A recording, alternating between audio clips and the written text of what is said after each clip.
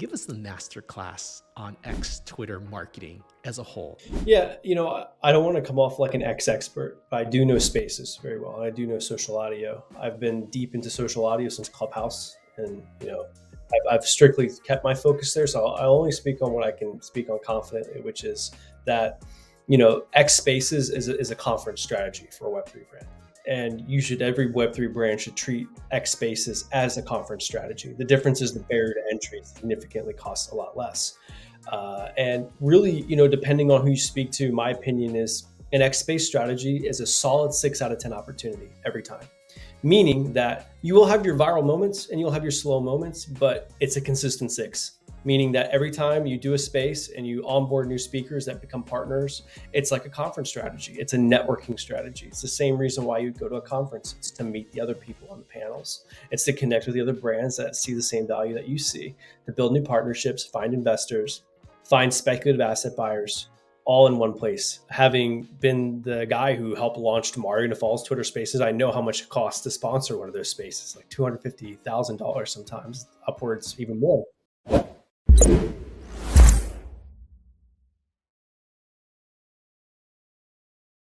Kaylnd, it's great to connect. Ever since X, formerly known as Twitter, is mentioned in terms of a channel for marketing, I do think about you on like the Mount Rushmore for how to properly do marketing on X and Twitter. You just launched a new platform. Fill us in, on all things XCohost and what you're doing.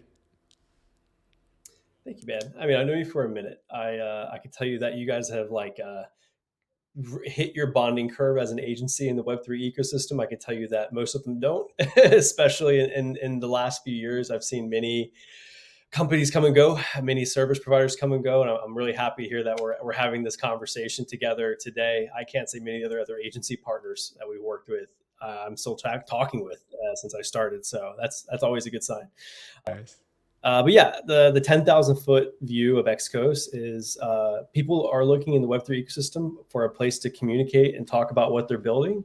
And the issue currently in the market is if you want to find X spaces to talk on and you're a Web3 founder and you recently launched a product or you're trying to launch a product, there's nowhere you're going to find a platform or a place for you to find and speak on spaces without getting charged pretty heavily.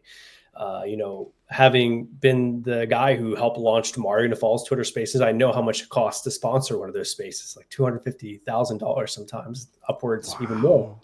And to fork out thousands of dollars just to talk on spaces, I always thought was kind of backwards. And XCohost as a platform is completely free to join. Essentially what you can do is you can sign up on XCohost, find upcoming X spaces by niche, AI, Web3 gaming, real world assets, DeepIn, really any subject matter of your interest, and find upcoming spaces and request to speak and build your personal brand on X. The way it works is you can request to speak on a space. The host approves you. From there, you're scheduled to speak on the space. You get a Google Calendar invite. You get to grow your personal brand, acquire new users, and it's completely free to do. There's no cost whatsoever. Wow. So, Kaylnd, I first heard about you and your claim to fame and what we do at Crowdcreate, right? We're a marketing agency. We always like to find talent before they take off. And you're one of them. Mario Nafal, right? He charges $250,000 now, but we knew of him before he was even a big deal. And when we last spoke, you shared some really good ideas, insights on everything. How to properly build a room, how to build the narrative to make sure that you're interesting to follow, how to do outreach, how to get somebody's attention like Elon Musk to attend. But almost, can you give us the masterclass on X Twitter marketing as a whole and like what brands should be doing to just market on the platform in general? Yeah, I don't want to come off like an X expert, but I do know spaces very well. And I do know social audio. I've been deep into social audio since Clubhouse, and I've strictly kept my focus there. So I'll only speak on what I can speak on confidently, which is that X Spaces is a conference strategy for a Web3 brand. And every Web3 brand should treat X Spaces as a conference strategy. The difference is the barrier to entry significantly costs a lot less. And really, depending on who you speak to, my opinion is an X space strategy is a solid 6 out of 10 opportunity every time.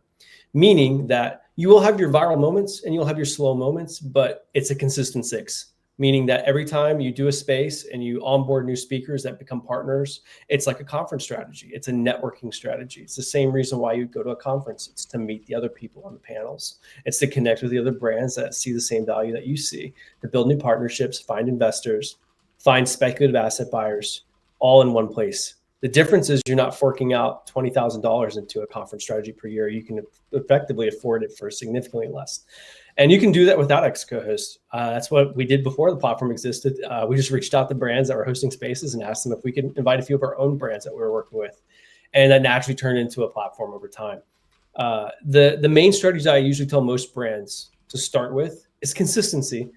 There's really not that much value you can extract out of an X space at high levels, meaning there is a point where the value eclipses the effort, and you can put 10 out of 10 effort into an X space and get 3 out of 10 from it in terms of results.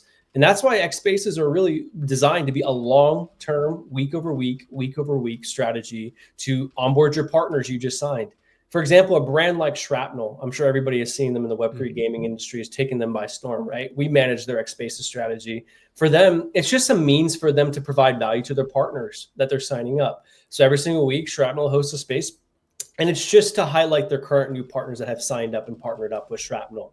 And I would advise that most brands that are deploying an X Spaces strategy just use it very similarly. Use this as a way to bring value to your partners. Use it as a way to onboard your competitors to your stage. There are no competitors in spaces. There's just other speakers. I love it. I love it. And in terms of just, yeah, I mean, I remember the Clubhouse days, and it was like education, content, entertainment, and kind of community all wrapped up into this, which is conferences, right? Every year, like the biggest conferences in the world, CES and whatnot. I do prefer spaces because it is more intimate. You know, it allows you to raise your hand, to engage. You actually see their followers. I mean, I am a big fan, and you're right. Yeah. Shrapnel. We just had on Off the Grid on our podcast recently, and just I know these niches that you mentioned, AI, Web3, gaming, DPIN, are especially strong on X. And so, specifically, what are some really interesting, spaces that you've done, and what made them so amazing?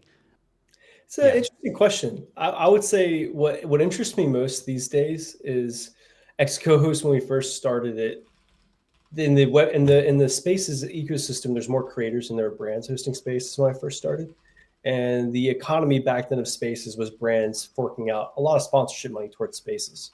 And I always kind of felt like those brands should just be hosting their own spaces. And over time, what's actually kind of happened is we've actually seen the rise of like Web3 brand spaces again, kind of like the Zach to that Zig. Initially, it was creator spaces, and now we're seeing brands all hosting the spaces. And what we recently did at XCohost back in June is we saw that bubble kind of rising back up. And we decided to pivot our 50-50 strategy from just brands to actually 50-50 to creators. And we started onboarding what some might have deemed as completely undervalued micro creators in spaces. Micro spaces creators that were getting 20 listeners per hour, 50 listeners per hour, the kind of people that people threw their hands up in the air at. And, that's called a bottom-up strategy. And a traditional top-down strategy would be just me going to my contacts, Mario, Rug Radio, Thread Guy, Frank D. Gods, going to all my contacts saying, hey, go do your spaces on XCohost, right? And that's a top-down where you take your biggest relationships and you put them on your platform. We decided to go bottom-up because I have the experience of launching someone's spaces that no one's ever heard of, like Mario, and bringing him into omnipresence. So we bet on that by onboarding a bunch of micro creators, and we're actually confident to say that those micro creators now are prolific content creators in the Web3 industry that exclusively use XCohost now as their main platform to organize their spaces. And the crazy part is they don't charge speakers to join their spaces because they're just as interested in growing their brand and growing their spaces reach just as much as a brand is.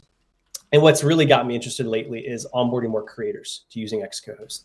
I think the creator economy of spaces is going to hit a new evolutionary stage. We just saw Thread Guy Spaces last night covering AI brands hit over 18,000 total listeners for a hour-long space, all organic. And that's to kind of give you an idea of like where this market's heading a little bit.